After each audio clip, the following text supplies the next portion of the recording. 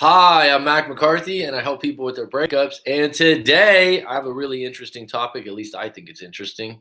I live with my parents. I'm broke, and I hate dating apps. Sounds like a negative person. I'm going to unpack this a little deeper. And there's something to this headline, if you will. If you like this video, throw me a like. If you don't like it, that's fine. If you want to subscribe to the channel, hit the red button. There'll be live streams all week. If you want to go to my Instagram, Coach Mac McCarthy. If you want to go to writemac.com, you can book a live coaching session. So this is going to be really interesting today. And you might be thinking this is a story about one individual, but it's not. It's something that's come up again and again, talking to different people. There's a lot of people moving in with their parents because, what's up, Derek D? I'm good, bro. Thanks for asking. I hope you're well too, but I already know you are because you came to the live stream, right? You came to play. So I live with my parents. I'm broke and I hate dating apps. Like I said, you could classify someone like this as just being negative. You could classify someone like this, God, you got a negative attitude. The problem is, I talk to people like this sometimes, and there's a lot of doom and gloom in the news right now. Doom and gloom. The sky's falling, this, that, and the other. And that's why the news, social media, it's a dangerous place to take your mind. Someone's like, you got to know what's going on. You got to know what's, well, I mean, you got to be selective these days on what you, it's just like, food, what you eat counts as far as your energy, the way you look, the content that you digest from the internet is very important to the way you look at the world. Let me repeat that because I don't think a lot of people get that. If there's something you really want to learn, oh yeah, I already know that. Do you? I mean, do you really know that? I mean, hopefully when you go to my live stream or you go to my channel, I don't necessarily think it's gonna, oh my God, you changed my life. Although I've had some people say that with certain videos or live coaching sessions because in the moment it was the right thing for them. But that being said, I'm not detrimental to you moving forward. I mean, there's the opposite of what a lot of people need sometimes when they're down and out is to find other down and out people to spectate or critique. There's so much critiquing on the internet now of everyone and anything when people have never asked to be critiqued. There's so many people that are spectators and never played the game. And so when you are down on your luck, things aren't right, and I don't believe in luck, to be honest, so I don't know why I just said that, but when things are tough, and let's say you lost your job, and let's say it's because they're cutting back, okay? This isn't someone targeted you or everything goes wrong for you. This is something you got to fucking deal with. I've been fired from jobs before. I've failed a class that would have got me into another college. I've been cut from the basketball team, which is what I've talked about before. Different things at different points in my life that I thought, holy shit, this is fucked. What am I gonna do? Oh my goodness. I'm down on the mat. How am I gonna come out of this? And let's just add breakups to the mix. How am I gonna get over this? Mouse wheel in my head with a mouse running in a wheel saying should've, could've, would've. And you just go, stop the shoulda, coulda, wouldas, right? But there's someone out there that goes, Mac, right now, I'm broke, I live with my parents, and I hate dating apps. There's no way I can meet someone. Well, with that fucking attitude, yeah, you're dead on, right? First of all, if you have to live with your parents, you might be able to help them out in some way. Maybe not financially, maybe doing the dishes, maybe, I don't know, taking them to a doctor's appointment, whatever. It might be a privilege to live with your parents one more time while you're in adulthood, right? It might be holy hell because your parents are always going to treat you like you're a little kid and they're telling you to get your jacket before you leave the house, and you have a lot of trouble with that. But on the flip side, you must be thankful for the fact that your parents are still around and they're willing to take you in at any given moment if you're down on your luck. See, living with your parents isn't all bad. There's some silver linings. You just got to look for them. If you're an adult and it wasn't your idea. Like I just had someone that's like, I'm 41. I just had to move in with my parents. It's like, dude, you got to do what you got to do. I'm sure it wasn't your choice. But here's the thing. People that are close to you like to step up and help you. It's their pleasure. It's like, hey, hon, come and move in with me. Something happened to one of my close family members. I'd take them in a second, even a close friend. But here's the part about it is you live with your parents right now, but in 6 months, a year, 2 years, whatever it takes, could you get back on deck, get your own place possibly? Could you convert the garage into a studio apartment? Could you, I mean, get creative. This idea, oh my God, it's so bad. It's not that bad. You still got parents. I'm broke. I'm broke right now. Number one, don't identify with being broke. Rule number one. Don't go around telling everyone you know, oh, I'm broke. Oh, I don't have any money. Oh, I couldn't pay for that. You're just going to perpetuate the same shit, the poor attitude. Obviously, you're not going to go around tipping people $20 and being frivolous. But a lot of times when people say I'm broke, they're not really broke. They're just low on money. Broke means zero. But I would add one more thing there. Wow, that's a voice from the past. How are you, May?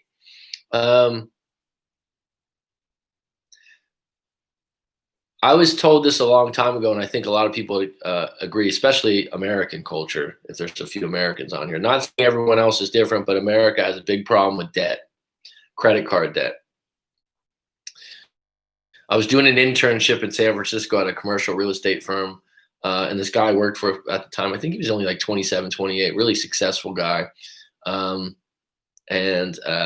He goes, Mac, are you in any student loan debt? I said, no, I've always had a part-time job because I was doing an internship. I had a part-time job. Part-time, I mean 25 to 30 hours a week. It wasn't like 10 hours a week. And I was going to school. And he goes, well, when you get out of school, I go, man, right now when I get out of school, I just want to make some money. I just feel like I'm broke. He goes, Mac, I'll tell you this, 0 is a very good number to be at. Now think about that for a minute. Someone will say 0, what is that? That means you're not in debt.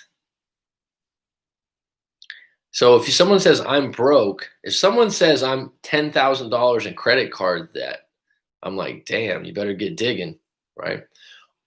The reality is, if you're $10,000 in the hole, you already spent money you didn't have. Hopefully you had a good time. Hopefully you bought some cool stuff. Hopefully you got something useful, but you already spent that money. You did that. You did that. That doesn't mean that you're like, oh, this just happened to me. Oh, I just have bad luck. No, you've been frivolous. Can you work yourself out of being broke? Fuck yeah. I've been broke before many times. Actually, it builds character. Actually, it's almost like starting from the bottom of the mountain, and when you start making some money or doing well, and I'm not talking about being rich or having 10 cars or having 18 houses, right? I'm just saying you just get to a point where you're okay. You're not broke anymore. You kind of go, yeah, I remember when I was broke. You know what it takes? Work.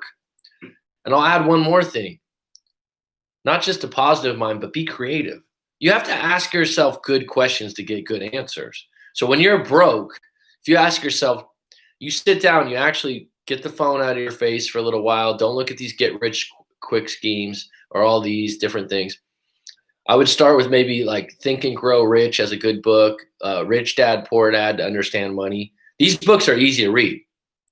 And there's a reason they're not going to get you rich, but they'll make you understand money a little bit better. That being said, when you're broke, get to work. Oh, I don't want that job. Oh, I don't want to do that. Well, I mean, then don't say you're broke. Oh, there's no work out there. Oh, I lost I can't pay for that. It's like people that do that, there's an expiration date on that. And you should be motivated more than ever. 0 is actually a very good place to be at. Ground 0 is a good place to be at because it's not negative and it's not 6 feet deep. Correct me if I'm wrong. I'm broke. Okay, this is an opportunity for you to take a job where you got nothing to lose and to go all in. I hate dating apps. Another one I hear all the time. Oh, I hate dating apps. All right, let's unpack that for a little bit. This is what I do in a live coaching session. I take some of the problems you're having And then I ask you some questions and we go down a rabbit hole and we kind of figure out why you're having issues with what you're having issues with. And I hate dating apps. A lot of times I'll ask someone, they go, "Oh, I've been on Tinder, I've been on this one, and I met someone and I had a bad experience." Okay, so that's it. Close friend of mine recently told me a restaurant that I like to go to. I said, "Oh, don't you like Ma'am's restaurant?" "No, it's not good food. It's not this." I said, "Well, how many times have you eaten there?"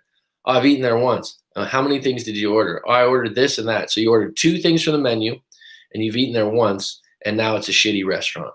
Would you be willing to go back to that restaurant and try a couple other things on the menu?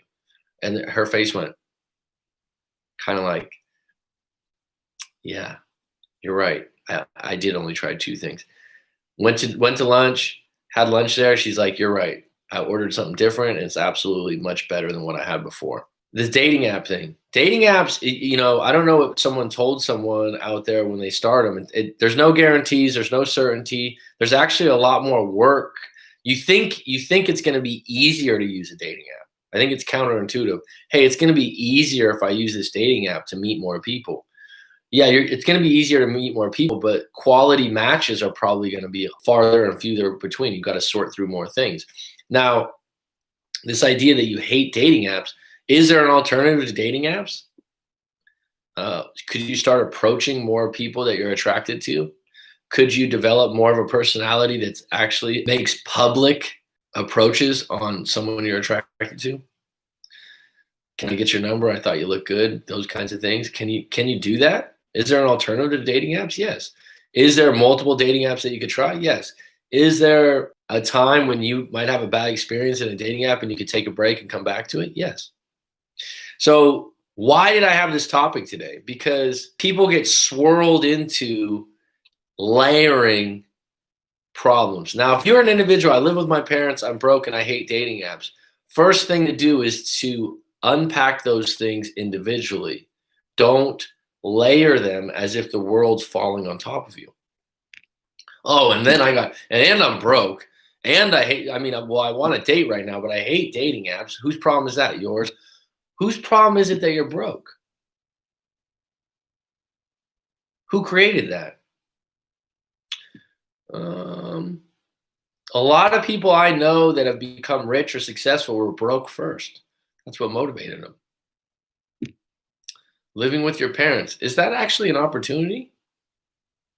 I haven't lived with my parents in a long, long time, but I'll tell you what, when I was about 25 to about 27, lived with my sister, lived with my mom for a brief while. And at first you're like, wow, it's kind of going backwards here. My girlfriend, we all lived in the same house. It was great. It was great. It was temporary. It was temporary, but it was great. It was really, really nice. And it was a good time in my life. So, and it enabled me to do some things that I wouldn't have been able to do if I was struggling in a studio just to make rent. So the opportunity that you get to live with your parents is good. Do not get too comfortable and have a goal to get out of that. So let me get into the live stream a little bit today. I was once broke, and you're a self-proclaimed millionaire, right, Rob? Which is good. My dad told me one time, if you're in the hole, stop digging, dumbass. Well, the interesting thing is, my point is, these things can all be dealt with. The people that have the most trouble with failure is the people that have failed the least. It's like been a teacher for years. Students that do really well on tests, they're A students, they do really well. They have a lot of trouble when they don't do well. It's like the end of the world. I can't believe it. This has never happened to me. Join humankind. Failure happens. Rejection happens. You will meet your match. Did you ever have a bully in high school or anything like that? And I'm like I've talked about this before. I wasn't a big kid in high school or anything like that, but I never got bullied. I don't know what that's like. But just someone that went out of their way to start fights, pick fights, maybe a big kid, and would bully people. I've seen people like that over the years, and bullying doesn't always have to be physical. But you know what I've noticed? If you're around that bully long enough, they fucking meet their match at some point. You go, oh shit. Some other bullies bigger than them, or some other individuals more sophisticated or intelligent in how they deal with them, they will find their soft spot or weakness, and they will absolutely push that button. Nobody in this world is fucking bulletproof. Nobody. Yes, the bully eventually gets knocked out, and everyone's going, yeah, fuck yeah, I was waiting for that to happen. And the same thing with being broke. Eventually, you're going to get back on deck unless someone enables you, or you go around telling everyone, "Oh my God, this person did this to me, and I can't believe this." I used to be bullied until I became the bully of bullies. Is that a good thing or bad thing? Like I said before, I don't identify with the bully thing as much, but um, everyone meets their match in life. Everyone's going to get tested at some point. Warren Buffett, who's this major billionaire. I don't know if you I don't I'm good, Dylan, thank you. He's this, what is he worth, Rob? Warren Buffett, is he worth 40 billion now or 80 billion dollars? I don't know, something stupid. It should be illegal to be human to have that much money in your possession. But someone might say, "Oh, well, he worked for it, he did this." Okay, that's good and fine. I don't know if it was a documentary or if it was a 40, 50 bill. What's the difference, right? Couple bill. It's like, you know, at what point do you want to just live on an island and take it easy? Which is what I do in some ways. Um, but anyways, going back to this, there was this documentary or maybe a long form report or interview on his life, and he's done this, he's done that. I guess he was married, and I don't know, Rob. Like I said, you might have followed this closer. He was married, like a long marriage. They had multiple kids. I don't know how many. I could pull this up on Wikipedia probably real quick. They had multiple kids. From the outside in, right? You're thinking, I believe she was a stay-at-home mom, and oh shit, 78 billion. He's worth 78 billion, to be fair. He has, wow, he's all his kids, Susan Alice Buffett. So he's got 3 kids. They actually state the middle name of the kids. Okay. So he was married from 1952 to 2004. So net worth 78 billion. Jesus. Whew. I hope you're doing some charity work. Oh yeah, he's a philanthropist. Is there any other choice than to be a philanthropist when you have $78 billion? 3 kids, 52. So that's about a 50-year marriage, right? So anyways, he was getting interviewed. I'm sorry to get off topic here. He's getting interviewed, and basically they go on and on and on. And his wife, I'm not sure if his wife divorced him or not completely, but she basically went and lived in California while he was in Nebraska, and they were separated, right? And he was devastated. He was upset. She had done her parenting duty, and they were in this interview. They were really upfront about things, and he ended up marrying like her. The wife died, but they were separated prior to. Rob, stay with me on this. They were separated, not divorced. Basically, she said that she just didn't want to live with him anymore, right? And someone would be like, "Oh my God, this," and he was devastated. This was his life partner. He'd been with her for a long time. It was his rock, and he had a lot of trouble with it. He ended up, of course, meeting someone new, and it helps that you're worth 78 billion to meet someone new.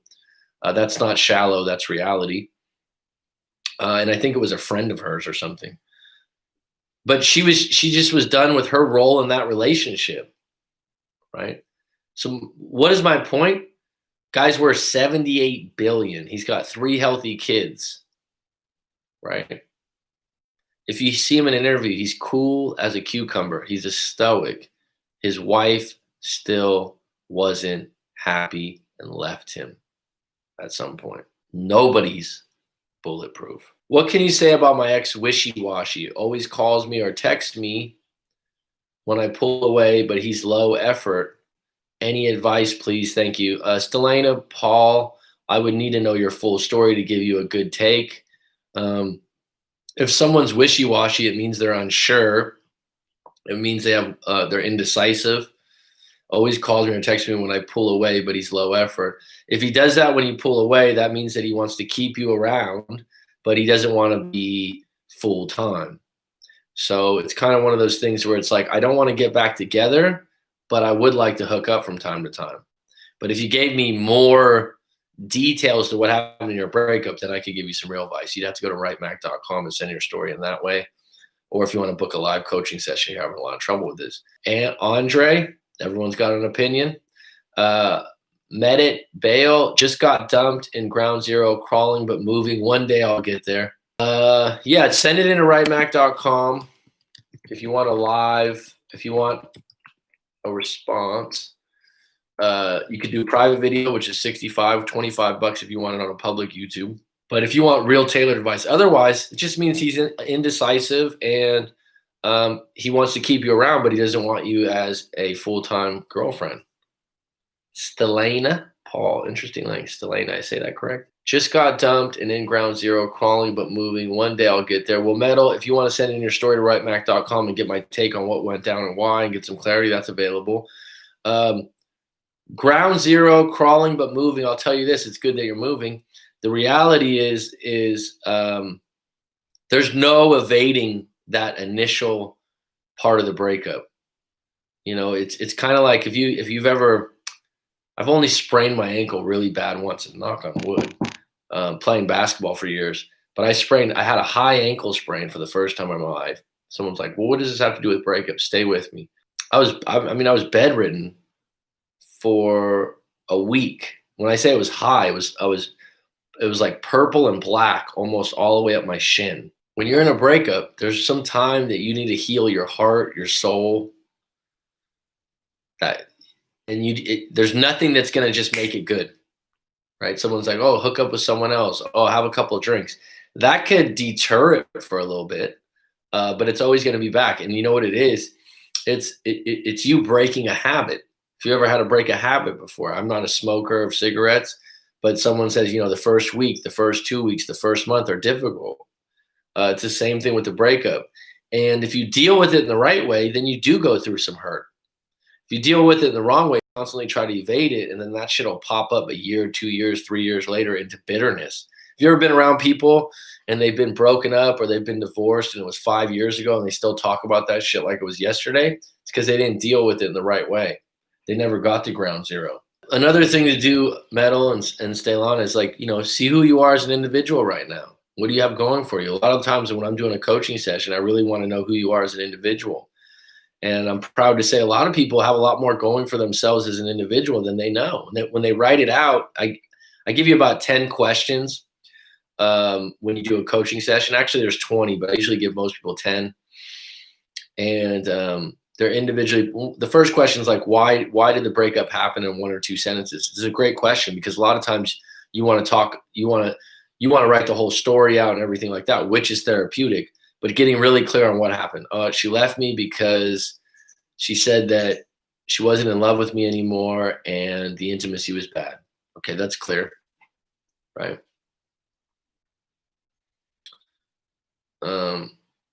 It's just so different for everyone and your interpretation. If you are someone that goes, I live with my parents, I'm broke, and I hate dating apps, and you're in this dark place as an individual, your breakup's going to be much more difficult. When you break up, you must grieve and hurt to heal properly. I agree. That's why I say like the sprained ankle thing. What's the alternative when you have a sprained ankle? To walk around on it? No, it won't heal correctly. You're going to hurt it worse. And so sometimes during that ground zero period, the best things in my book are don't be sedentary sitting around your house. Get your exercise, get out and walk, get out of the house, spend some time with some family and friends, write out your full story. If not, to send it into my website, writemac.com. Just keep it for yourself. Take a look at it. Get it all out on paper. Figure it out.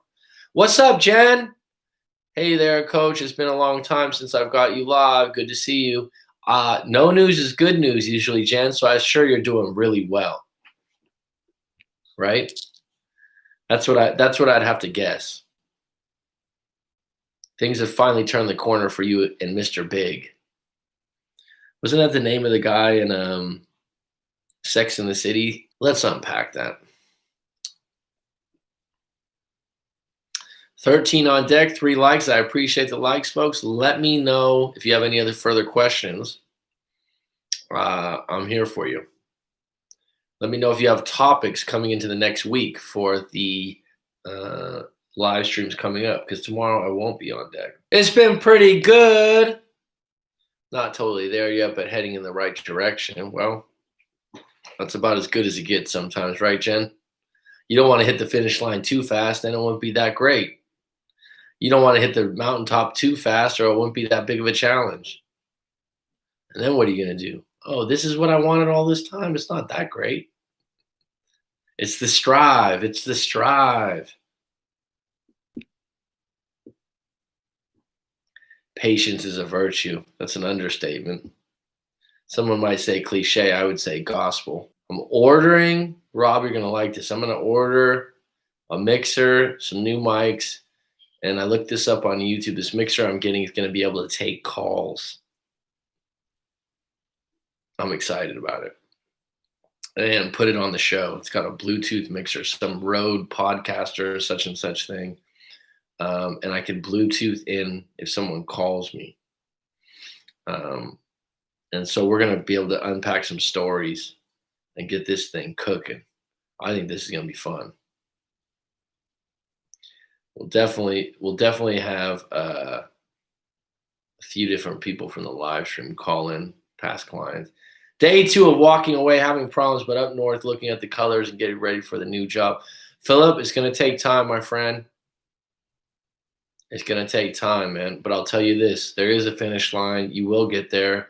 It will be bumpy. It will be rocky, but you're doing the right thing. The reason I'm telling Philip that is because we've done a live coaching session multiple times, and I know his story, and I know what he's all about. And at this point, Philip, it's just going to take time for you, but you're doing the right thing. Sometimes you have to, it's counterintuitive because you don't feel good. And usually doing the right thing incorporates feeling good about it. The feeling that's going to feel better isn't going to come for a little while. But I think when you get over the hump of missing this person and feeling a little bit guilty, you'll realize when you connect the dots later on that actually this was the right thing to do, because this relationship was wounded. Not by you, but by the circumstances. And, for you at this point in your life and where you're at and who you are, I don't say this often, but you deserve better, and you're capable of better. You know that, Philip. I don't say that often too, because that's you deserve better. It's not always the case. Some people need to work on themselves a little bit more. You don't, Philip. You don't need to change. No one can change. People can change. People can have some issues with who they are and their character.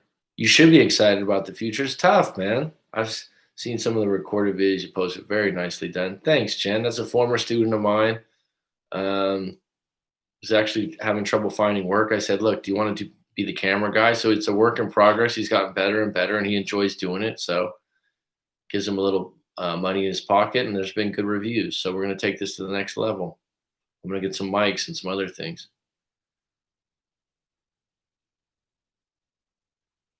I don't know if anyone feels good about a breakup,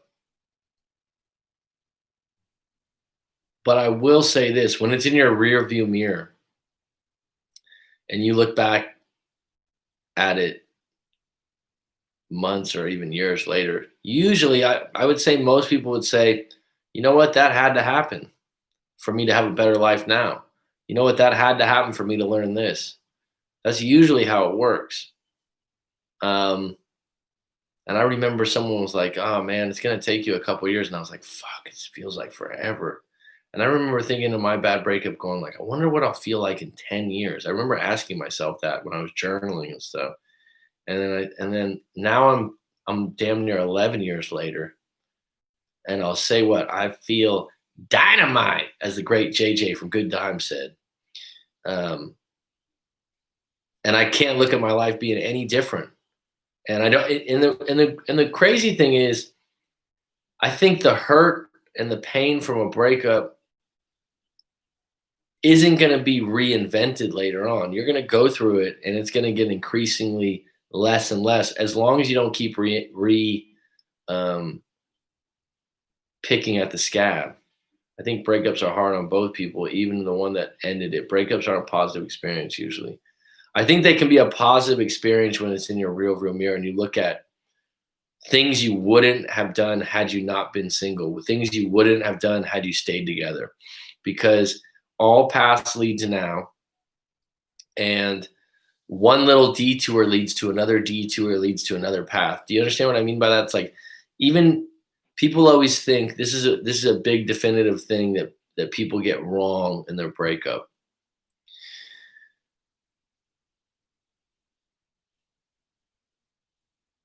You think, all right, if I would have done this and I would have done that, then we would have been together and I would have just been happy. But you still don't know, even if you would have made that right move, done this right, and you stayed together one more year, 2 more years, you still might have broke up over a different reason. See, that's the thing. Just because one thing changes doesn't mean everything's going to be rose petals and wine glasses for the rest of your life, right? It just doesn't work that way. And so, just because you could have made $1 million doesn't mean you would have lost $1 million. Just because you didn't get the job at the job interview doesn't mean you might have hated the job. There's still some truths and some stuff missing there that we a lot of times assume, oh, it would be so perfect if that would have happened. It didn't. And then what's it lead to? Other opportunities.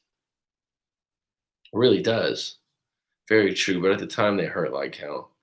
Jen, there's some people out there though, hon, especially married people, not you in particular, but that tell me when there's like long relationships, they have very amicable breakups because they feel like they've been together so long and not necessarily just unhappy. There's just no flame left.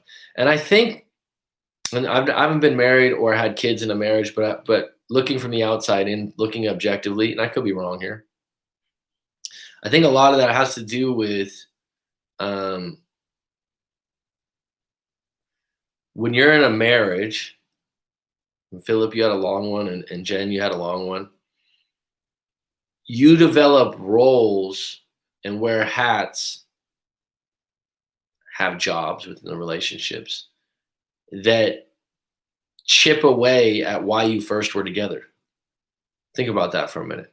When you first were together, you probably were attracted to each other. The intimacy was probably good, which made your connection and chemistry good. Someone said, "Oh, we were good friends." That, yeah, okay. Your trust developed. You got married. You had kids because you thought this will be a good parent, and we have enough money to raise kids. Dot dot dot. But then what creeps in is like, okay, what are we gonna do now that we live together? We got to divide up bills, how we spend money.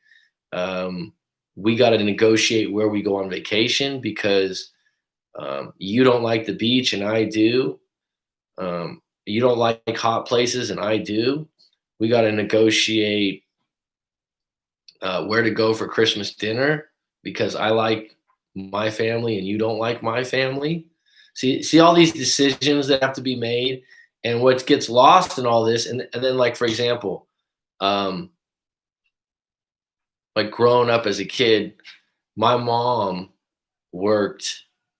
She worked at a dentist office, and she'd get home about 6 o'clock, like right on the dot, 6 o'clock at night. She'd leave at 8 in the morning and come home at 6.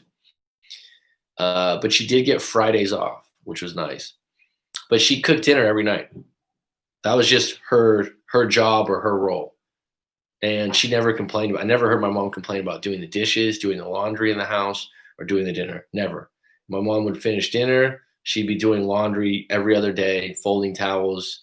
I only had one other sister, but we had a grandma that lived with me too. And someone would be like, "Oh my God, your poor mother." My mom never complained.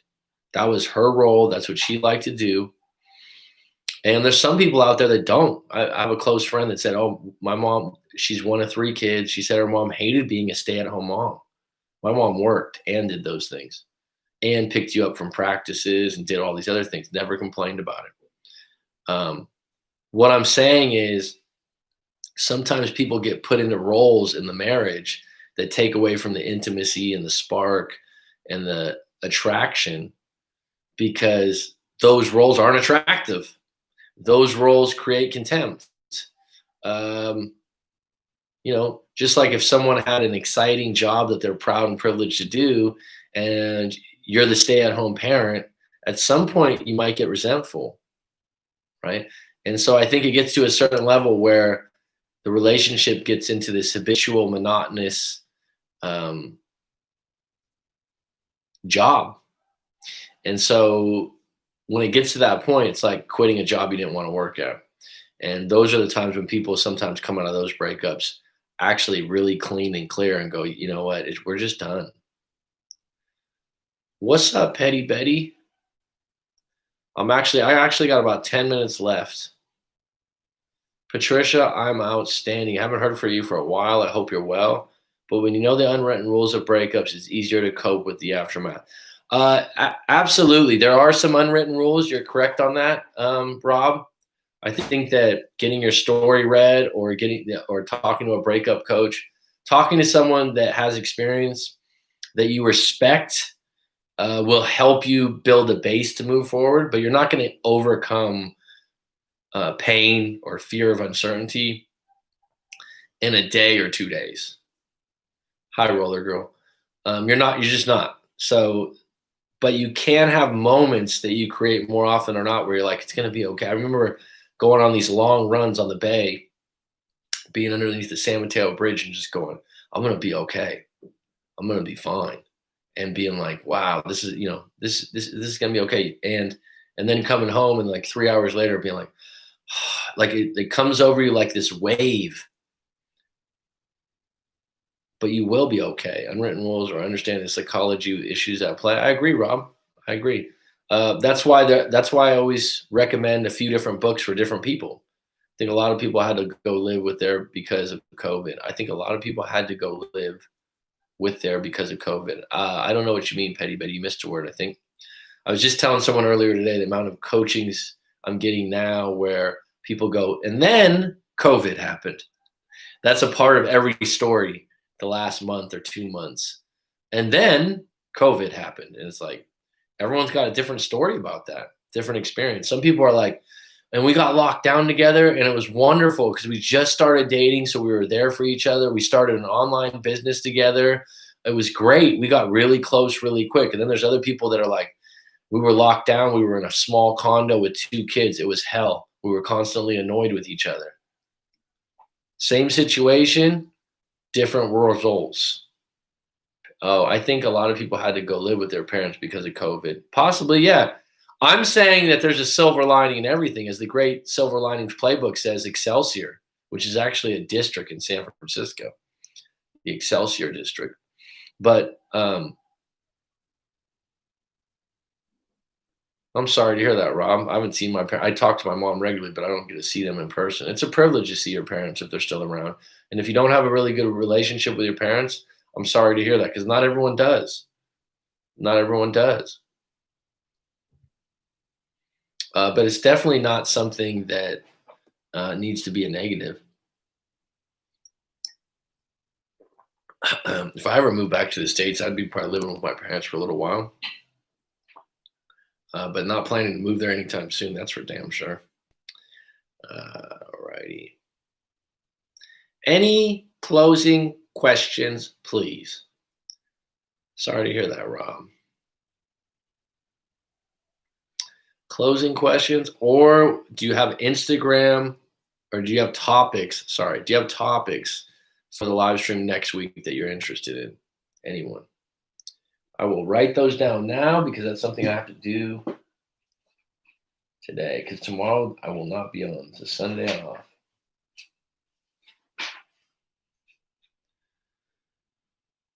I've been in the Excelsior. It's not a nice area, so to say. It's all good. They don't live downtown near me. I'll see them eventually. Good to see everyone. Have a great night, all. You too, Jen. You too, hun.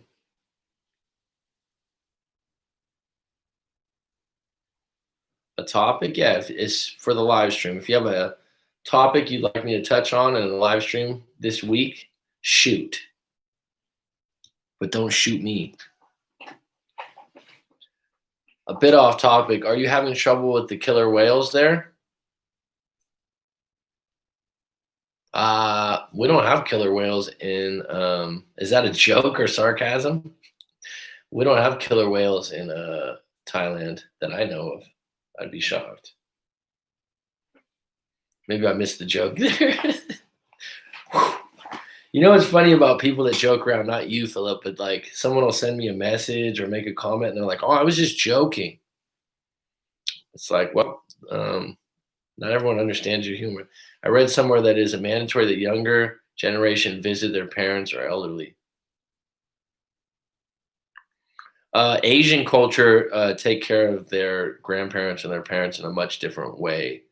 Uh, Petty Betty might agree with that. That you feel more obligated to take care of your parents. I don't think that's a bad thing, by the way. I'd like to see live clients on the show. That's not on yet, but like I said, I'm getting a mixer that's going to be able to take calls, which I'm excited about. I think it's going to be really cool. So I can do coaching. I think what we're gonna do is I'm probably gonna contact some former clients and like a where are you now kind of a thing. But also maybe do some live coaching on the air. That would I think a lot of people would get a kick out of that. I went looking for that Vietnamese lobster today. I couldn't find it yet. Never heard of that. I agree. I feel it's a fair exchange. They change your diapers, changing theirs is overdue. I mean, like I said, I keep in mind the fact that some people have some pretty dark relationships with their parents. So not everyone's as privileged. Maybe your aunt, your uncle, or your grandparents were someone that helped raise you or do good things. No, mom doesn't.